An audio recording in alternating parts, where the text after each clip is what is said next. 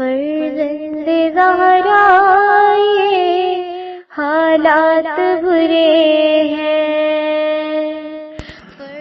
کاشانۂ بصیرت ایک ایسا مکمل یوٹیوب چینل جس پر محروم بصارت کے لیے بالخصوص اور تمام افراد کے لیے بالعموم سینکڑوں کی تعداد میں اسلامی کتب دستیاب ہیں۔ لہذا گزارش ہے کہ آپ اپنی ذمہ داری نبھاتے ہوئے کاشانۂ بصیرت کو سبسکرائب کرنے کے ساتھ ساتھ بیل آئیکن کو پریس کیجیے تاکہ آپ علم کے حصول کے ساتھ ساتھ مذہب اہل بیت کی اشاعت میں بھی اہم کردار ادا کرتے رہیں۔ کاشانۂ بصیرت، کاشانۂ بصیرت، کاشانۂ بصیرت۔ فرزند زہرا یہ حالات برے ہیں۔ اعوذ باللہ من الشیطان الرجیم، بسم اللہ الرحمن الرحیم۔ رب اشرح لی صدری ویسر لی امری واحلل عقدۃ من لسانی یفقہوا قولی۔ اللہم صلی علی محمد وآل محمد وعجل فرجہم۔ کاشانۂ بصیرت کے قابل احترام سامعین کرام، السلام علیکم ورحمۃ اللہ وبرکاتہ۔ میں آپ کی ریڈر زہرا علی آپ کی خدمت میں حاضر ہوں، اور آج ہم مل کر جس کتاب کے پڑھنے کا آغاز کر رہے ہیں اس کا نام ہے صبح جمعہ دعائے ندبہ کے ہمراہ۔ آج سن 2025 کی یہ خوبصورت صبح ہے جو کہ روز جمعہ کی صبح ہے اور نماز فجر کے بعد کا وقت ہے، اور آج اسلامی تاریخ 20 صفر یعنی روز چہلم امام حسین و شہدائے کربلا علیہم السلام ہے۔ اس کتاب کو ہم وسیلہ قرار دیتے ہیں پروردگار عالم کی بارگاہ میں کہ پروردگار جلد از جلد ہماری تمام تر حاجات کو قبول فرمائے، جس میں سب سے بلند تر حاجت ہے کہ جلد از جلد زمانے کے امام کو اذن ظہور عطا ہو اور ہم سب امام کے ناصرین میں شامل ہو سکیں اور خون حسین ابن علی علیہ السلام کا بدلہ لے سکیں۔ یہ انتہائی خوبصورت کتاب جو کہ کاشانۂ بصیرت کے پلیٹ فارم سے ریکارڈ کی جا رہی ہے، جس کا نام ہے صبح جمعہ دعائے ندبہ کے ہمراہ، سرورق انتہائی خوبصورت انداز سے بنایا گیا ہے، سبز رنگت ہے، جس میں پیچھے کی جانب پس منظر میں ایک خوبصورت سا منظر ہے جس میں ایک جھیل نظر آ رہی ہے اور دور پہاڑ ہیں اور چمکتا ہوا دمکتا ہوا سورج بھی جیسے کہ طلوع ہوتا ہوا نظر آ رہا ہے۔ سامنے کی طرف 2 ہاتھ بلند ہیں دعا کے لیے، جن پہ لکھا ہوا ہے اللہم انت کشاف الکربی والبلوا۔ دائیں جانب نیچے کی جانب انتہائی خوبصورت خطاطی میں یہ حجت ابن الحسن العسکری علیہ السلام تحریر ہے، اور ساتھ ہی مصنف کا نام بھی موجود ہے جو کہ ہے علی اکبر مہدی پور۔ اوپر کی جانب سرخ رنگت میں تحریر ہے کہ دعائے ندبہ کی سندی اور مضمونی اعتراضات کی تحقیق و تنقید۔ ہم جب صفحہ کھولتے ہیں تو سب سے پہلے صفحے پہ بسم اللہ الرحمن الرحیم تحریر ہے، اس کے بعد اگلے صفحے پہ دائیں جانب کلیہ حقوق بحق موسوسہ آل یاسین پاکستان محفوظ ہیں، اور ساتھ ہی اس کی تمام تر تفصیلات درج ہیں۔ نام کتاب صبح جمعہ دعائے ندبہ کے ہمراہ، تالیف حجت الاسلام والمسلمین علی اکبر مہدی پور، مترجم ہے حجت الاسلام جناب فیروز حیدر فیضی، تصحیح ہے ثقت الاسلام ببر حسین، ناشر ہیں موسوسہ آل یاسین پاکستان، تاریخ نشر ہے دسمبر 2008، طبع اول، تعداد ہے 3000 جلد، مطبع الباسط پرنٹر 02166062211، قیمت 200 روپے، ملنے کا پتہ موسوسہ آل یاسین، پی او باکس نمبر 17541 کراچی، اسٹاکسٹ، اور اس کے بعد پورا اس کا پتہ تحریر ہے the survivor Islamic publication and book supplier R1111 block 20 FB area Karachi, P O box number 17541، cell number 03002070 Iftikhar book depot, Islampura, Lahore, Pakistan, ادارہ اصلاح، مسجد دیوان ناصر علی، یحییٰ گنج چوک، لکھنؤ، انڈیا۔ اس کے ساتھ ہی بائیں صفحے پہ تحریر ہے صبح جمعہ دعائے ندبہ کے ہمراہ، بریکٹ میں ہے کہ دعائے ندبہ کی سندی اور مضمونی اعتراضات کی تحقیق و تنقید، تالیف حجت الاسلام والمسلمین علی اکبر مہدی پور، ترجمہ فیروز حیدر فیضی۔ اب ہم اگلے پیج پہ آتے ہیں اور یہاں سے فہرست مطالب کا آغاز ہوتا ہے۔ کچھ اپنی باتیں، صفحہ نمبر 9، عرض ناشر 12، ابتدائیہ 14۔ اس کے بعد پہلی فصل دعائے ندبہ سے آشنائی 17، نمبر 1، مہدی منتظر علیہ السلام کے فراق میں گریہ وزاری کرنے کا تاریخی پس منظر 19، نمبر 2، دعائے ندبہ کی سندی تحقیق 51۔ اس کے بعد نمبرنگ ہے 1، ابو جعفر محمد ابن حسین ابن سفیان بزوفری 52، نمبر 2، ابو الفرج محمد ابن علی ابن یعقوب ابن اسحاق ابن ابو قرہ قنائی 54، نمبر 3، محمد ابن جعفر ابن علی ابن جعفر مشہدی ہائری 55، نمبر 4، صاحب کتاب مزار قدیم 58، 5، رضی الدین علی ابن موسیٰ ابن طاؤس ہلی پیج نمبر 59، 6، علی ابن موسیٰ ابن طاؤس 61، 7، علامہ محمد باقر مجلسی رحمۃ اللہ پیج نمبر 62، 8، سید محمد طباطبائی یزدی پیج نمبر 63، 9، سید حیدر کاظمی 64، 10، محدث نوری 64، 11، صدر الاسلام حمدانی 64، 12، ابراہیم ابن محسن کاشانی 67، 13، مرزا محمد تقی موسوی اصفہانی 67، 14، محدث قمی 68، 15، شیخ محمد باقر فقیہ ایمانی 68، 16، سید محسن امین 69۔ دعائے ندبہ کی مجالس پر امام عصر علیہ السلام کی خاص عنایات 70۔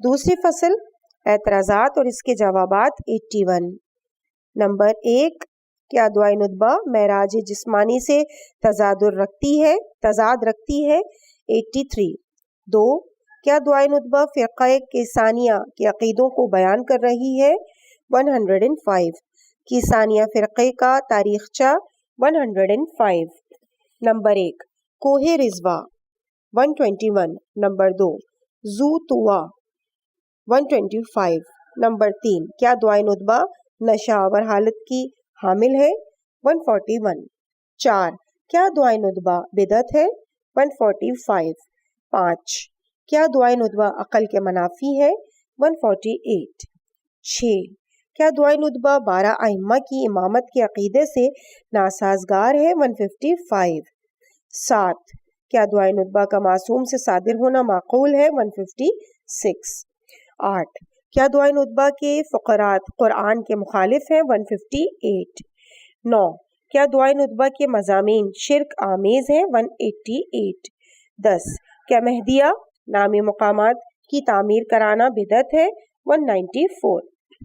تیسری فصل دعائے ندبہ کے متعلق چند نکات 199۔ پہلا نکتہ، دعائے ندبہ کے بعض نکات سے چند عظیم شیعہ فقہا کا استناد کرنا 201۔ دوسرا نکتہ، کیا یہ بات ممکن ہے کہ دعائے ندبہ بزرگ علماء میں سے کسی کی خود ساختہ ہو؟ 203. تیسرا نقطہ، اعتراض کرنے والا کون ہے؟ 206. چوتھا نقطہ، کیا دعائے ندبہ ناحیہ مقدسہ امام زمانہ علیہ السلام کی طرف سے صادر ہوئی ہے؟ 207. پانچواں نقطہ، دعائے ندبہ اور وہ زیارت جو ندبہ کے نام سے مشہور ہے؟ 208. چھٹا نقطہ، کیوں دعائے ندبہ 4 عظیم عیدوں میں پڑھی جاتی ہے؟ 209. چوتھی فصل، متن و ترجمہ دعائے ندبہ 213. پانچویں فصل، دعائے ندبہ کا کتاب نامہ 237. آخری سخن 251. منابع اور ماخذ 253. اس کے بعد باقاعدہ آغاز ہوتا ہے کتاب کا صفحہ نمبر 9 سے۔ ہیڈنگ ہے کچھ اپنی باتیں۔ بعض افراد دعائے ندبہ کی حقیقت و معرفت سے ناآگاہی و غفلت کی بنیاد پر طرح طرح کے بے جا اعتراضات اپنے ذوم ناقص سے کرتے رہتے ہیں۔ مثلاً کبھی کہتے ہیں یہ اعصاب کو کمزور اور بے حس کر دیتی ہے کیونکہ ان کی نظر میں دعا لوگوں کو سرگرمیوں، سعی اور کوشش، ترقی و سربلندی اور کامیابی و کامرانی کے اسباب کے بجائے اسی راستے پر گامزن کر کے صرف اسی پر قناعت کرنے کا درس دیتی ہے۔ کبھی اس بات کے قائل ہوتے ہیں یہ دعا اصولاً خدا کے معاملات میں بے جا دخل اندازی کا نام ہے، اللہ کی جیسی جو مصلحت ہوگی اسے انجام دے گا، وہ ہم سے محبت کرتا ہے، وہی ہمارا خالق ہے اور ہمارے مصالح اور منافع کو بہتر جانتا ہے، پھر کیوں ہر وقت ہم اپنی مرضی کے مطابق اس سے سوال کرتے ہیں یا یہ اعتراض کرتے نظر آتے ہیں کہ دعائے ندبہ قرآنی تعلیمات سے ناسازگار ہے وغیرہ وغیرہ۔ قارئین محترم، جو لوگ اس قسم کے اعتراضات کرتے ہیں وہ دعا، گریہ و ندبہ اور نالہ وزاری کے نفسیاتی، اجتماعی، تربیتی اور روحانی و معنوی آثار سے غافل ہیں۔ انسان ارادے کی تقویت اور رنج و الم کے دور ہونے کے لیے کسی سہارے کا محتاج ہے، اور دعا انسان کے دل میں امید کی کرن بن کر اس کے تمام وجود کو روشن و منور کر دیتی ہے۔ کسی مشہور ماہر نفسیات کا قول ہے کسی قوم میں دعا اور گریہ وزاری کا فقدان اس ملت کی تباہی کے مترادف و مساوی ہے۔ جس قوم نے دعا کی ضرورت کے احساس کا گلا گھونٹ دیا ہے وہ عموماً فساد اور زوال پذیر ہونے سے محفوظ نہیں رہ سکتی۔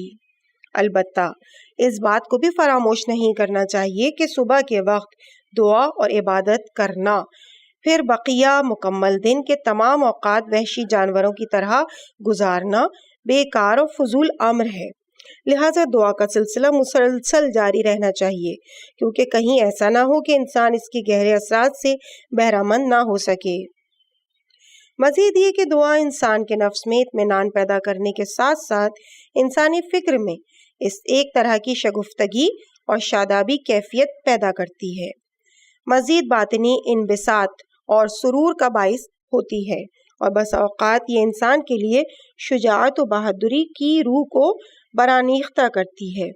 دعا کے ذریعے انسان پر بہت سی علامات ظاہر ہوتی ہیں جن میں سے بعض تو صرف دعا سے مخصوص ہیں، جیسے نگاہ کی پاکیزگی، کردار میں سنجیدگی، باطنی فرحت و مسرت، مطمئن چہرہ، استعداد ہدایت اور حوادث کا استقبال کرنے کا حوصلہ۔ یہ سب دعا کے اثرات و نتائج ہیں، مگر افسوس کی بات ہے کہ ہماری کائنات میں دعا کی حقیقی خد و خال کی شناخت و معرفت رکھنے والے بہت کم ہیں۔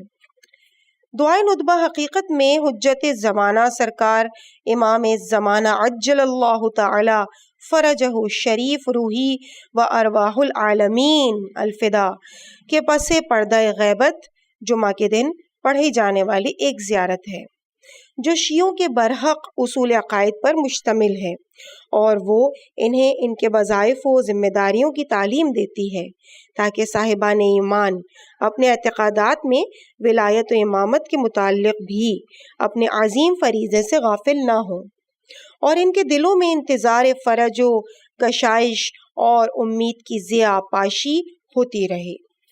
کتاب حاضہ میں دعائے ندبہ کے مختلف اعتراضات جو اب تک دنیا کے گوش و کنار میں سامنے آتے رہتے ہیں، ان کی خاطر خواہ جوابات قارئین کرام کو دستیاب ہو جائیں گے، ساتھ ہی ساتھ وہ امام زمانہ علیہ الصلاۃ والسلام کی معرفت سے بھی مالا مال ہوں گے انشاءاللہ المستعان۔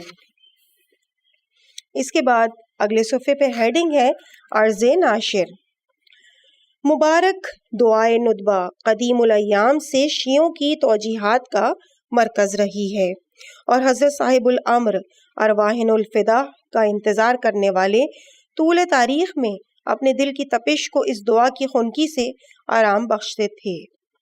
دعائے ندبہ حقیقت میں حجتوں اور اولیاء الہی کے اس وسیع زمین پر حاضر رہنے کی مختصر تاریخ کی نشاندہی کرتی ہے، وہ سلسلہ جو حضرت آدم علیہ السلام سے آغاز ہوا اور آخری حجت حضرت امام مہدی علیہ الصلاۃ والسلام تک جاری رہے گا۔ جو شخص دعائے ندبہ سے مانوس ہو جائے اور دل کی گہرائی سے پیغمبر اکرم صلی اللہ علیہ وآلہ وسلم کے برحق جانشینوں کی مظلومیت کو معلوم کرے تو ان کی ولایت و حجت کی شمع اس کے دل میں روشن و منور ہوگی، اور اس کا تمام وجود حجت خدا کی ضرورت کا احساس کرے گا۔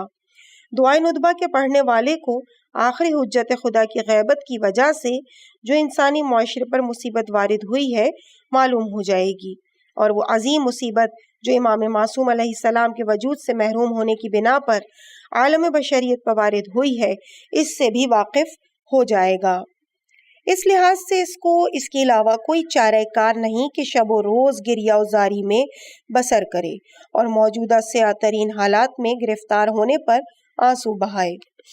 لیکن یہ گریہ و زاری ایک طرح سے ان افراد پر اعتراض ہے جنہوں نے آخری امام کی غیبت کا زمینہ فراہم کیا، اور دوسری طرف سے اس سرزمین پر امام معصوم کے ظہور کا زمینہ فراہم کرنے اور ان کی خدمت کرنے کا اعلان ہے۔ دعائے ندبہ اور اس کی استناد کے متعلق بہت سی باتیں کہی گئی ہیں، اور متعدد رسالے اور کتابیں بھی اس سلسلے میں تالیف ہوئی ہیں، لیکن اب بھی دنیا کے گوش و کنار میں زندگی بسر کرنے والے بعض ایسے بھی ہیں جو اس دعا میں شک و شبہ پیدا کرتے ہیں اور اس کی سند اور مضمون پر اعتراض کرتے ہیں۔ اس وجہ سے لازم و ضروری ہے کہ دوسری مرتبہ اس دعا کے اعتراضات کو عمیق تحقیق کے ساتھ جواب دیا جائے۔ کتاب حاضر جو محقق محترم حجت الاسلام والمسلمین علی اکبر مہدی پور کے عزم و ہمت سے منظر عام پر آئی ہے، اس کی ابتدائی بحثوں میں آخری حجت حضرت مہدی علیہ السلام کے لیے گریہ و زاری کرنے کی تاریخ بیان ہوئی ہے، اور اس کے بعد دعائے ندبہ کی تفصیلی سندی بحث ذکر کی گئی ہے۔ مزید اس دعا کے متعلق بعض مضمونی اعتراضات کی تحقیق بھی کی گئی ہے۔ کتاب کے محترم مؤلف کے شکریہ کے ساتھ ہمیں امید ہے کہ یہ تالیف حضرت صاحب الامر عجل اللہ تعالی فرجہ الشریف کی خدمت میں شرف قبولیت حاصل کرے گی، اور قارئین کرام کی رضایت بھی انشاءاللہ۔ اگلے صفحے پہ ہیڈنگ ہے ابتدائیہ۔ صبح جمعہ غم زدہ عاشقوں اور دل باختہ شیعوں کے پرشکوہ اجتماعات اہل بیت کے خلاف حلف بردار دشمنوں کو شدید آزار و اذیت پہنچاتے ہیں اور ان کی آنکھوں سے خواب راحت کو اڑا دیتے ہیں۔ شہر کی فضا میں ابن الحسن علیہ السلام کی ان اجتماعات سے آواز بلند ہوتی ہے اور ایک خون آلود تیر کی طرح دشمن کے سینے میں داخل ہو جاتی ہے اور ان کے آرام و سکون کو ان سے سلب کر لیتی ہے۔ لہٰذا اسی رہ گزر سے مدت مدیر سے بہت سے سوالات دعائے ندبہ کے متعلق اعتراض کے عنوان سے شک و شبہ ایجاد کرنے کے لیے دشمنوں کی طرف سے رونما اور بعض مقامات پر ناآگاہ دوستوں کے ذریعے منتشر ہوئے۔ جوانوں کے بعض گروہ کے درمیان شک و شبے کا غبار پھیلایا اور ان کے اذہان میں علامات سوال پیدا کیا۔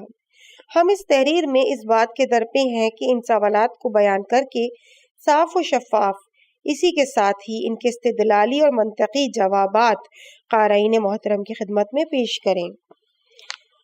اس کے وہ بعض سوالات یوں ہیں کہ نمبر 1، کیا یہ معقول امر ہے کہ ایک فرد کی ولادت سے قبل اس کے فراق میں گریہ ازاری کی جائے؟ نمبر 2، کیا دعائے ندبہ کی کوئی معتبر سند پائی جاتی ہے؟ نمبر 3، کیا دعائے ندبہ پیغمبر صلی اللہ علیہ وآلہ وسلم کی جسمانی معراج سے ناسازگار ہے؟ نمبر 4، کیا دعائے ندبہ کی ثانیہ عقائد سے نشأہ پاتی ہے؟ نمبر 5، کیا دعائے ندبہ گوشہ نشینی جیسی حالت کی حامل ہے؟ نمبر 6، کیا دعائے ندبہ بدعت ہے؟ نمبر 7، کیا دعائے ندبہ عقل کے منافی ہے؟ نمبر 8، کیا دعائے ندبہ 12 ائمہ کی امامت کے ساتھ ہم آہنگ ہے؟ نمبر 9، کیا دعائے ندبہ کا معصوم سے صادر ہونا معقول ہے؟ نمبر 10، کیا دعائے ندبہ کے فقرات قرآن کے مخالف ہیں؟ ان سوالات کے بعض حصے عظیم القدر اور ارزش مند مجلہ موعود کے بیان ہوئے ہیں۔ ان کے استدلالی جواب گراں قدر مجلہ کے قارئین کرام کی خدمت میں پیش کیے، اور حاشیے میں تحریر ہے ماہنامہ موعود شمارہ 14 تا 19 خرداد ماہ 78 تا فروردین 79۔ اب یہ ہماری سعادت ہے کہ ان کے مجموعی مقالات کو جس صورت میں آپ ملاحظہ کر رہے ہیں آپ قارئین گرامی کی خدمت میں پیش کیا جاتا ہے۔ علی اکبر مہدی پور۔ اب اس کے بعد اگلے صفحے پہ جب ہم آتے ہیں، ہیڈنگ ہے پورے صفحے پہ پہلی فصل دعائے ندبہ سے آشنائی، اور اگلے صفحے سے آغاز ہے۔ نمبر 1، مہدی موعود کے فراق میں گریہ ازاری کا تاریخی پس منظر۔ اے نور یزداں، اے مہر تاباں، اے فروغ لامتناہی، اے دائمی روشن آفتاب، اے پرچم نجات کے مالک، اے چشمہ زار عطوفت و محبت کو پینے والے، اے وہ غائب جو ناقابل فراموش ہے، اے وہ کہ جہاں بھی فتنہ و فساد ہے تو اسے ختم کرنے والا ہے، اے وہ کہ جہاں کہیں بھی کوئی نظام چل رہا ہے تو اس کا ناظم ہے، اے وہ کہ جہاں بھی کوئی قیام عمل میں آ رہا ہے تو قائم ہے، اے وہ کہ تو تمام ہم و غم کا منتہا ہے، اے وہ کہ تو تمام درد و الم کا مداوا ہے، اے وہ کہ تو تمام بے اسباب افراد کا سر و ساماں مہیا کرنے والا ہے۔ آپ علیہ السلام کی جاگزار جدائی بہت طولانی ہو گئی، تمام آنکھیں سو گئیں سوائے آپ کے عاشقوں کے، جو غیبت کی طولانی شب میں آپ کے آفتاب عالم تاب کے طلوع کے متلاشی ہیں۔ اے دنیا کے روشن آفتاب، دریا طوفانی کیفیت کا حامل ہو گیا، تمام کشتیاں آپس میں ٹوٹ گئیں سوائے آپ کے چشم برا لوگوں کے، جو فتنوں کی موجوں کی بلندی پر آپ کے نجات بخش ساحل کی تلاش میں ہے۔ اے آرام بخش ساحل نجات، تمام کرۂ ارض خشک ہو گیا، ہر ایک گل بوٹے پزمردہ ہو گئے سوائے آپ کے عاشقوں کے گلے لالہ زار کے۔ اے مواجہ چشمہ حیات، ہاں غیبت کی تاریک شب طولانی ہو گئی، زندگی کا سیاہ دریا طوفانی صورت میں تبدیل ہو گیا، انسانیت کا وسیع صحرا گرم بے آب ہو گیا، سرزمین میں بدل گیا، اور میں اس شب تاریک میں وحشت زدہ ہو گیا۔ آپ کی آمد کے لیے تمام لمحات کو شمار کر رہا ہوں، اور وہ بھی اس وحشت زدہ غار میں دل تنگ تھکا ماندہ آپ کے انتظار میں ستاروں کو گن رہا ہوں۔ اے غم و درد کو ختم کرنے والے موعود یقیناً وصل و ہجراں کی تاریخ میں اور عشق و حرما کے دفتر میں اس قسم کی دیر پا محبت اور ایسے پا برجا محب نیز ایسے گریز پا محبوب کسی آنکھ نے نہ دیکھا اور نہ ہی کسی کان نے سنا ہے کہ جس کے 1167 سال گزر چکے ہوں اور وہ اس عشق و جذبہ ناز اور راز و نیاز کے ساتھ برقرار ہو۔ یہ صرف زمانہ غیبت کے افراد ہی نہیں ہیں جو ظلم و ستم سے رنجیدہ اور عاجز ہو چکے ہیں اور حجت خدا کے ظہور کے انتظار میں لحظہ شماری کر رہے ہیں۔ ان کی آتش فراق میں جل رہے ہیں، ان کی غیبت کے طولانی ہونے کی وجہ سے خون کے آنسو رو رہے ہوں، بلکہ تمام پیغمبروں نے یوسف زہرا کی غیبت اور ظہور کے متعلق گفتگو کی ہے اور ان کے فضائل و مناقب کا قصیدہ پڑھا ہے۔ ان کے ظہور کے انتظار کے لیے اپنی امت کو نصیحت فرمائی۔ یہ حضرت داؤد ہیں جنہوں نے کتاب زبور کی ہر فصل میں حضرت کے ظہور موفور سرور کے متعلق بیان فرمایا ہے۔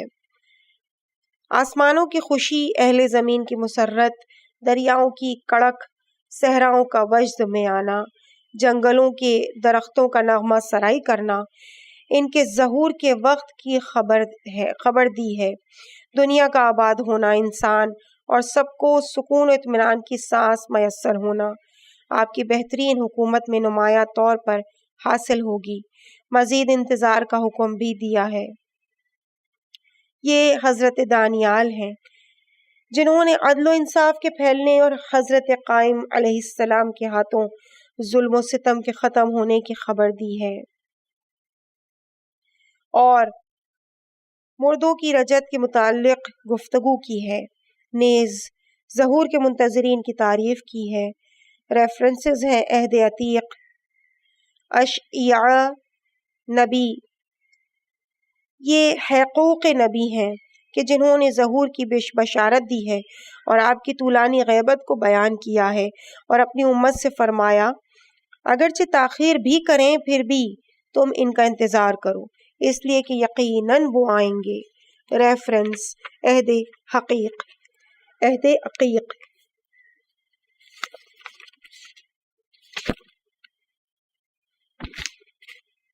یہ حضرت عیسیٰ علیہ السلام کی ذات گرامی ہے کہ جنہوں نے 50 سے زائد مقامات پر عہد جدید یعنی انجیل میں حضرت کی ناگہانی ظہور کو بیان کیا ہے اور تعمیری انتظار کے موافق حکم دیا ہے، مزید غفلت و بے توجہی سے ہوشیار کیا ہے۔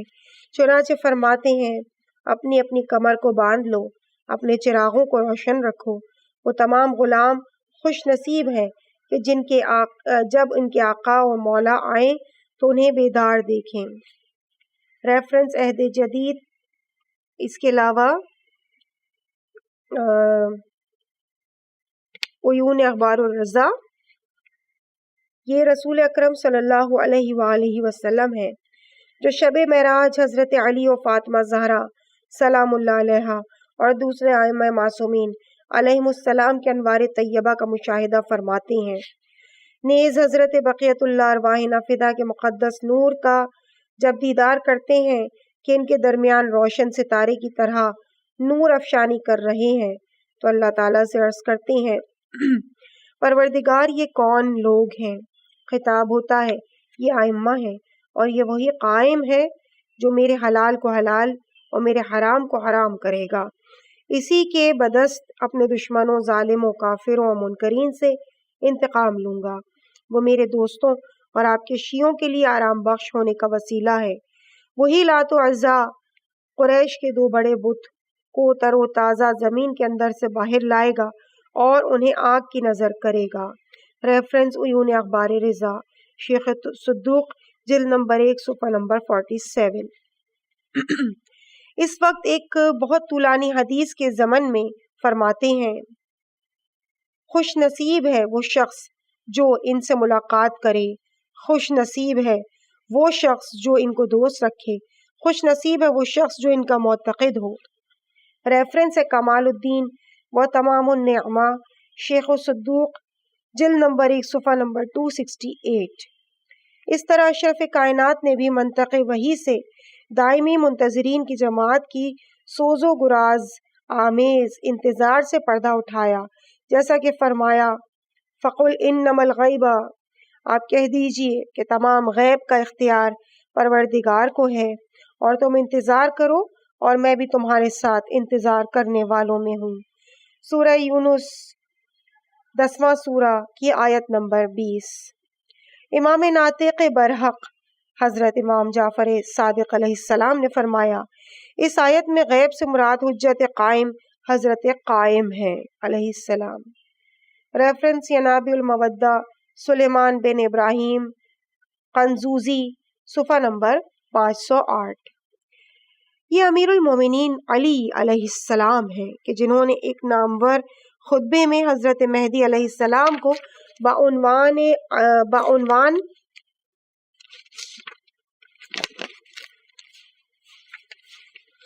عرب کے بلند ترین پہاڑوں کی بلند ترین چوٹیوں میں سے ہوں گے، علوم و فضیلت کے بحر ذخار ہوں گے، وہ بے پناہوں کی پناہ ہوں گے، ہمیشہ فاتح اور سربلند وہ شیر نر ہوں گے، سب ظالموں کو کاٹ کر رکھ دیں گے، ظلم و ستم کے محلوں کو ڈھا دیں گے، وہ اللہ تعالیٰ کی شمشیر براں ہوں گے، وغیرہ وغیرہ جیسی صفت سے یاد کرتے ہیں اور اپنا دست مبارک سینے پر رکھ کر دل سے ایک آہ نکالتے ہوئے فرماتے ہیں، آہ میں ان کے دیدار کا کتنا اشتیاق رکھتا ہوں۔ ریفرنس بہار الانوار علامہ محمد باقر مجلسی، جلد نمبر 51، صفحہ نمبر 115، بشارت الاسلام سید مصطفیٰ کاظمی، صفحہ 52۔ دوسری حدیث میں حضرت کے 313 ملکی اور فوجی کمانڈرز کے متعلق حضرت نے خبر دی ہے، دل کی گہرائیوں سے فرماتے ہیں، آہ میں ان کے ظہور کے وقت ان کی حکومت کا کتنا زیادہ شوق و دیدار رکھتا ہوں۔ ریفرنس الکافی محمد بن یعقوب الکلینی، جلد 1، صفحہ 170۔ ازبغ بن نباتہ کا بیان ہے کہ ایک دن حضرت امیر المومنین علیہ السلام کی خدمت میں شرف یاب ہوا، میں نے دیکھا کہ دریائے فکر میں غوطہ زن ہے اور اپنی انگشت مبارک زمین پر رکھتے ہیں۔ میں نے عرض کی، اے امیر المومنین آپ کو کیا ہو گیا ہے؟ میں آپ کو متفکر دیکھ رہا ہوں، اپنی انگشت مبارک زمین پر رکھتے ہیں، کیا آپ کو آب و گل سے لگاؤ پیدا ہو گیا ہے؟ فرمایا، ہرگز نہیں، خدا کی قسم میں نے ایک دن کے لیے بھی اس آب و گل سے تعلق نہیں پیدا کیا، لیکن میں اس مولود کے متعلق فکر کر رہا ہوں جو میری نسل سے دنیا میں آئے گا، وہ میرا 11واں فرزند ہے، وہ وہی مہدی ہے جو زمین کو عدل و انصاف سے پر کر دے گا جس طرح وہ ظلم و جور سے پر ہو چکی ہوگی۔ اس کے لیے زمانۂ غیبت میں حیرانی و سرگردانی ہے، ان دنوں میں کچھ قومیں راہ حق سے منحرف ہو جائیں گی اور کچھ قومیں راہ راست کی طرف ہدایت پائیں گی۔ ریفرنس کفایت الاثر فی النص علی الائمہ الاثنا عشر، ابو القاسم علی الخراز القمی، صفحہ نمبر 220، اور کمال الدین و تمام النعمہ شیخ صدوق علیہ الرحمہ، جلد 1، صفحہ 289۔ یہ سوز و گراز اور اشتیاق و دیدار کا اظہار کرنا صرف امیر المومنین علیہ السلام میں منحصر نہیں بلکہ تمام ائمہ علیہم السلام صمیم قلب سے اس آفتاب عالم تاب کے دیدار کے خواہش مند ہیں، اور ہر ایک نے اپنی اپنی تعبیر میں اس اندرونی عشق و محبت سے پردہ اٹھایا ہے۔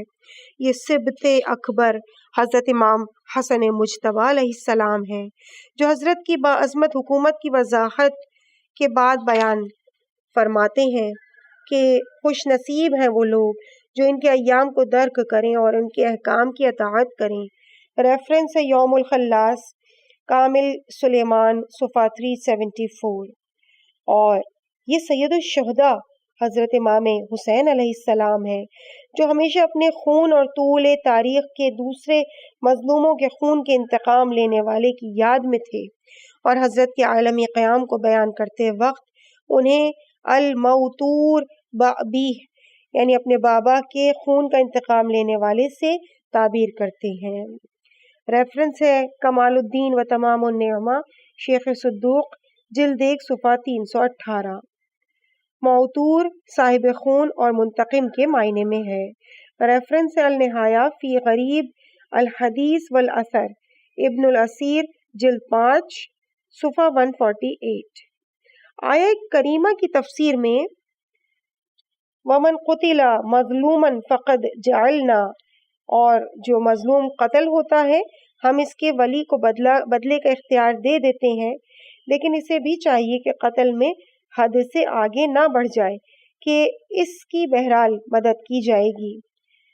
سورہ اسراء 17ویں سورہ کی آیت نمبر 33۔ امام صادق علیہ السلام نے فرمایا کہ یہ آیت حضرت قائم آل محمد علیہ السلام کے حق میں نازل ہوئی ہے، جو ظہور کے بعد امام حسین علیہ السلام کے خون کا انتقام لیں گے۔ ریفرنس ہے کامل الزیارات ابن قولویہ صفحہ 63، البرہان فی تفسیر القرآن سید ہاشم بہرانی جلد 2 صفحہ 418۔ یہ امام سجاد علیہ السلام ہیں جو اپنے مشہور خطبے میں دربار یزید میں خاندان عصمت و طہارت کے امتیازات کو شمار کرتے ہوئے فرماتے ہیں، اللہ تعالیٰ نے ہمیں علم، حلم، سخاوت، شجاعت سے نوازا ہے اور مومنین کے دلوں میں ہماری محبت عطا کی ہے۔ رسول خدا ہم میں سے ہیں، ان کے وسیع کا تعلق ہمارے خاندان سے ہے۔ سید الشہداء جناب حمزہ، جعفر طیار اور امت پیغمبر کے 2 سبط ہم میں سے ہیں، اور وہ مہدی جو دجال کو قتل کریں گے وہ بھی ہم میں سے ہیں۔ ریفرنس نفس المحموم شیخ عباس قمی صفحہ 285۔ یہ امام محمد باقر علیہ السلام ہے جو حضرت کے شوق و دیدار کا اظہار کرتے ہوئے فرماتے ہیں، وَيَا طُوبَى مَنْ أَدْرَكَهُ، وہ شخص خوش نصیب ہے جو انہیں درک کرے۔ ریفرنس بہار الانوار علامہ محمد باقر مجلسی جلد 51 صفحہ 137۔ ام ہانی کو خطاب کرتے ہوئے فرمایا، اگر تم نے ان کے زمانے کو درک کیا تو تمہاری آنکھیں روشن ہو جائیں گی۔ ریفرنس الکافی محمد بن یعقوب الکلینی جلد 1 صفحہ 276۔ یہ امام جعفر صادق علیہ السلام ہیں کہ اس سلسلے میں فرماتے ہیں، وہ شخص خوش نصیب ہے جو ان کے زمانے کو درک کرے۔ ریفرنس بہار الانوار محمد باقر مجلسی جلد 51 صفحہ 144۔ پھر بہت عظیم تعبیر نقل ہوئی ہے جو ایک طرف سے حضرت بقیت اللہ ارواحنا فدا کی عظیم المرتبت عظمت کی حکایت کرتی ہے، اور دوسری طرف سے امام جعفر صادق علیہ السلام کا اپنے چھٹے فرزند ارجمند سے انتہائی عشق و محبت کی نشاندہی کرتی ہے۔ اگر میں ان کے زمانے کو درک کرتا تو تمام عمر ان کی خدمت کے لیے کمر بستہ رہتا۔ ریفرنس کتاب الغیبہ محمد بن ابراہیم نعمانی صفحہ 245۔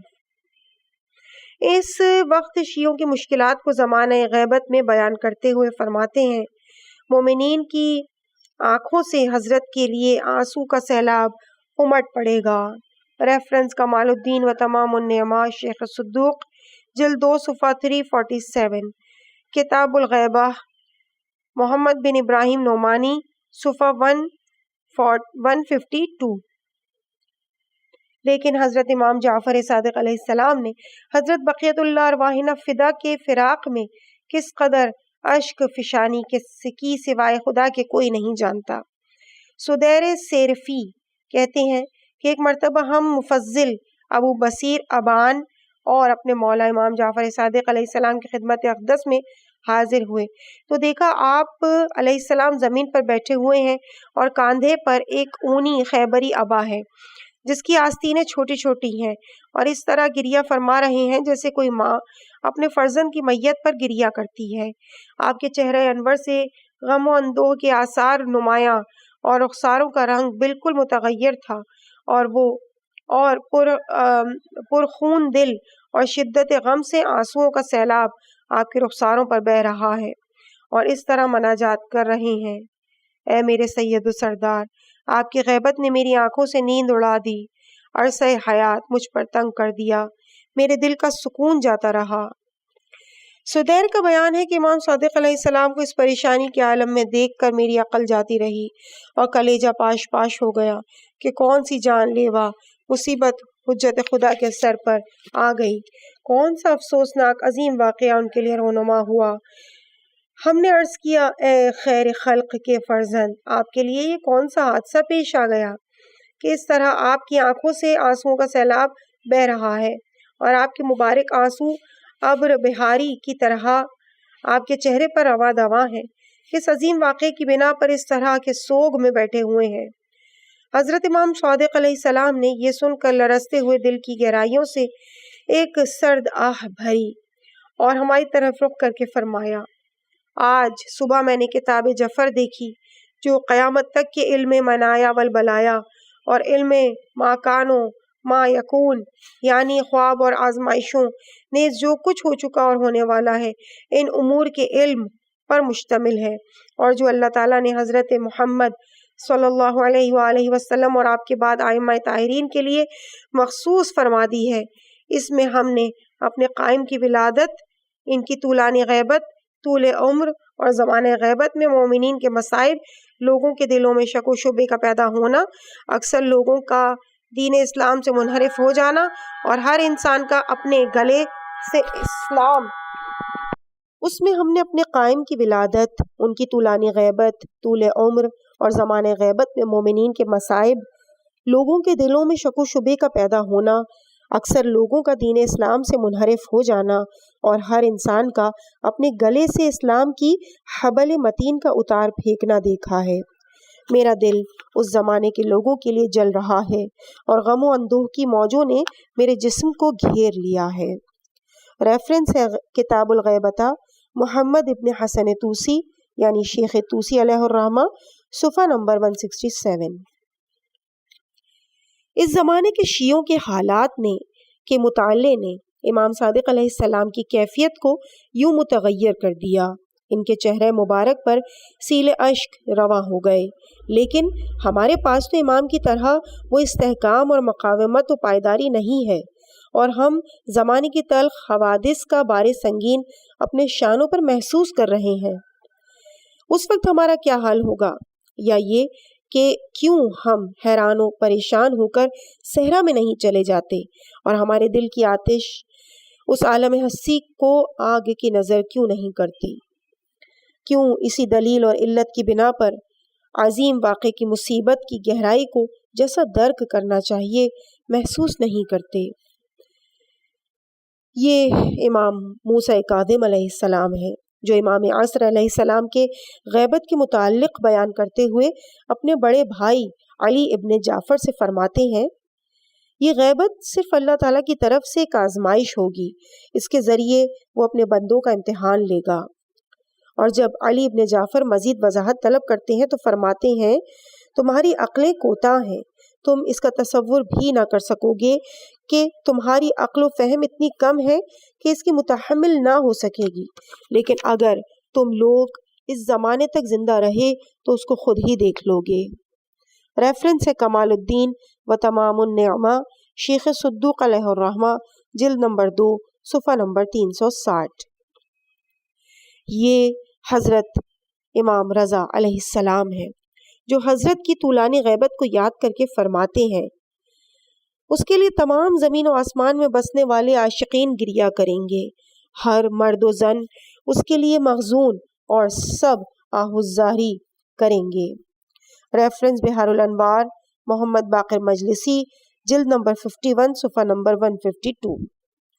جب دیبل خزائی نے اپنے مشہور اشعار کو امام رضا علیہ السلام کی خدمت میں پڑھا تو جیسے ہی آپ نے حضرت بقیت اللہ ارواحنا فدا اور ان کی عظیم قیام کا ذکر کیا تو امام رضا اپنی جگہ کھڑے ہو گئے اور اپنے دست مبارک سر پر رکھا حضرت ولی العصر علیہ السلام کے نام پر کھڑے ہو کر آپ کے ظہور کی دعا کی۔ ریفرنس ہے قاموس الرجال، شستری، جلد 4، صفحہ 290۔ امام جعفر صادق علیہ السلام سے سوال کیا گیا، قائم سن کر کھڑے ہونے کے لازم ہونے کا کیا سبب ہے؟ فرمایا، صاحب الامر دراز مدت تک غیبت میں رہیں گے، یہ لقب حضرت کی برحق حکومت کی نشاندہی کرتا ہے اور آپ کی غربت پر اظہار افسوس ہے، لہٰذا جو شخص حضرت کو اس قائم لقب سے یاد کرے تو وہ اسے محبت آمیز نگاہ سے دیکھتے ہیں۔ چونکہ اس وقت امام ان کی طرف متوجہ ہوتے ہیں، لہٰذا احترام کے لیے کھڑا ہونا چاہیے اور خدا سے آپ کے لیے تعجیل فرج کی دعا کرنی چاہیے۔ ریفرنس ہے منتخب الاثر لطف اللہ صافی گلپائگانی، صفحہ نمبر 506۔ یہ حضرت امام تقی الجواد علیہ السلام ہیں جو 4 سال کی عمر میں شدت غم و اندوہ میں ڈوب جاتے ہیں، تو آپ کے پدر بزرگوار اس ہم و غم کا سبب دریافت کرتے ہیں، تو وہ اپنی مادر گرامی حضرت فاطمہ الزہرا سلام اللہ علیہا کے مصائب اور حضرت محسن علیہ السلام کے خون کا انتقام لینے کو زمانِ ظہور میں بیان کرتے ہیں۔ ریفرنس ہے اعلام الورا باعلام الہدا ابو علی الفضل ابن حسن التبرسی، صفحہ نمبر 409۔ دوسری حدیث میں امام عصر علیہ السلام کے عظیم قیام کو بیان کرتے ہوئے آخر میں فرماتے ہیں کہ جب وہ مدینہ پہنچیں گے تو قریش کے 2 بڑے بت لات و عزا کو زمین سے نکال کر جلا ڈالیں گے۔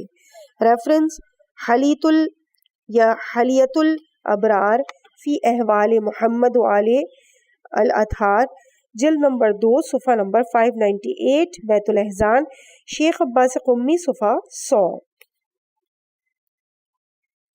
یہ امام علی نقی علیہ السلام ہے جو سامرہ کے زندان میں یوسف زہرا کی یاد میں سقرا ابن ابی دلف سے فرماتے ہیں، سنیچر کا دن رسول خدا سے مخصوص ہے، جمعرات کا دن میرے فرزند امام حسن عسکری علیہ السلام سے، اور جمعے کا دن میرے فرزند کے بیٹے حضرت مہدی علیہ السلام سے مخصوص ہے۔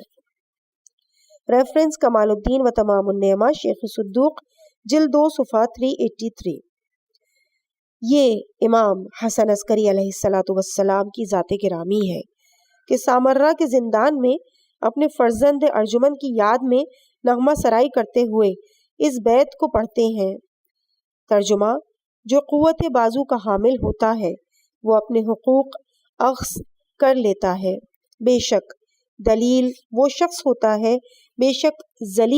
ہوتا ہے جس کا کوئی قوت و بازو نہ ہو۔ زندان میں ساتھ رہنے والا شخص دریافت کرتا ہے کہ آپ کا کوئی بیٹا ہے؟ فرماتے ہیں ہاں، خدا کی قسم میرے لیے ایک فرزند ہوگا جو زمین کو عدل و انصاف سے بھر دے گا، لیکن ابھی میرا کوئی فرزند نہیں ہے۔ اس وقت درج ذیل شعر کو بطور مثال پیش کیا۔ ترجمہ: تم شاید مجھے ایک دن دیکھو گے جب میرے بیٹے شیروں کی طرح کہ ان کے بال ان کی گردن پر آویزہ ہوں گے اور وہ میرے اطراف میں جمع ہوئے ہوں گے۔ ریفرنس بحار الانوار محمد باقر مجلسی، جلد 51 صفحہ 162۔ اور جب آفتاب امامت افق سامرہ سے طلوع ہوا تو احمد ابن اسحاق سے فرمایا، اللہ تعالیٰ کا شکر ہے کہ مجھے دنیا میں نہ اٹھایا یہاں تک کہ میرے اس فرزند کا دیدار کرایا جو میرا جائے نشین ہے اور لوگوں میں خلقت اور سیرت میں رسول خدا صلی اللہ علیہ وآلہ وسلم سے سب سے زیادہ مشابہ ہے۔ ریفرنس اعلام الورا باعلام الہدا ابو علی الفضل ابن حسن التبرسی، صفحہ 291۔ ولادت کے دوسرے دن جب حکیمہ خاتون نے گہوارے کو خالی پایا تو دریافت کیا کہ میرے آقا و مولا کہاں گئے؟ فرمایا، اے پھوپھی جان، میں نے ان کو اس ذات کے سپرد کر دیا ہے کہ جس کے سپرد مادر موسیٰ نے موسیٰ کو کیا تھا۔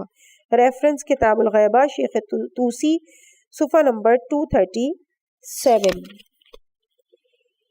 یہ حضرت بقیت اللہ ارواحنا فدا ہے جو ہمیشہ زمانِ غیبت کے طولانی ہونے کی وجہ سے اکثر اپنی ملاقات سے مشرف ہونے والوں سے سوز و گراز کی حالت میں تعجیل فرج کے متعلق دعا کرنے کا حکم صادر فرماتے ہیں، اور توقیع مبارک میں کہتے ہیں، تعجیل فرج و کشائش کے لیے کثرت دعا کرو کہ اس میں تمہارے لیے کشائش و آسائش ہے۔ ریفرنس الاحتجاج ابو علی الفضل بن حسن تبرسی، جلد 2 صفحہ 471، کتاب الغیبہ شیخ توسی، صفحہ 292۔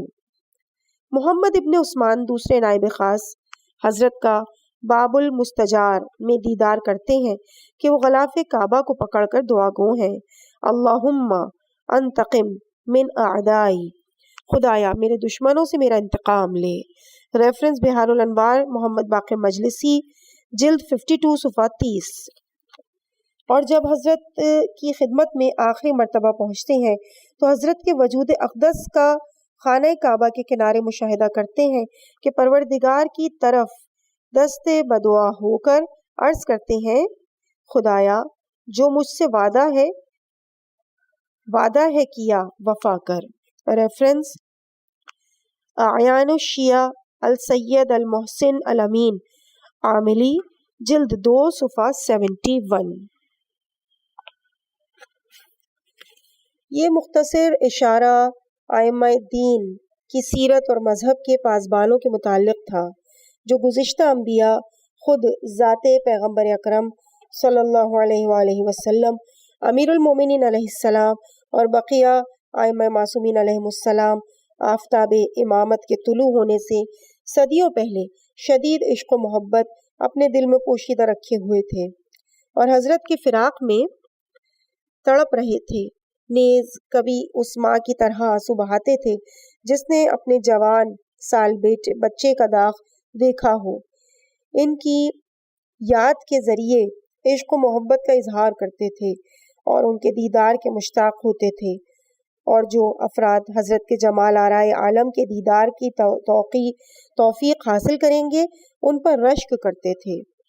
ائمہ دین نہ صرف یہ کہ خود حضرت کے فراق میں تڑپتے تھے بلکہ حضرت کے شیعوں اور عاشقوں کو حکم دیتے تھے کہ وہ بھی ہمیشہ عزیز زہرا کے غائب فرزند کی یاد میں رہ کر ان کی جدائی میں اشک بہائیں اور نالہ و شیون بلند کریں، اور خود کثرت سے انہیں دعاؤں کی تعلیم دیتے تھے کہ جسے وہ خاص اوقات میں پڑھیں اور آئندہ نسلوں کو سپرد کریں کہ ان دعاؤں کو وہ زمان غیبت میں پڑھا کریں۔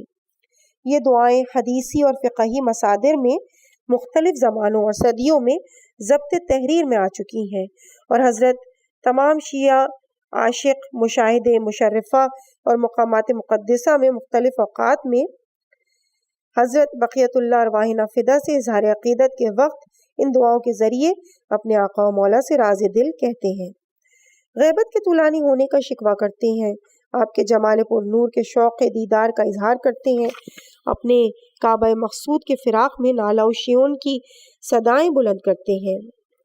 مرحوم سید محمد تقی موسوی اصفہانی متوفی 1348 ہجری قمری، جو اپنے زمانے میں مایہ افتخار و سربلندی تھے، انہوں نے اپنی مکمل قوت و تلاش سے ان دعاؤں کی جمع آوری کی اور 100 سے زائد فقرات ائمہ نور سے معصورہ دعاؤں کو اس سلسلے میں بھی جمع کیا ہے، اور اپنی گراں قدر کتاب مکیال المکارم کو دل سوختہ اور درد آشنا شیعوں کے اختیار میں قرار دیا ہے۔ ریفرنس ہے مکیال المکارم فی فوائد الدعاء للقائم، سید محمد تقی موسوی اصفہانی، جلد 2 صفحہ نمبر 102 اور 103، یا غالباً صفحہ نمبر 2 سے لے کے 103۔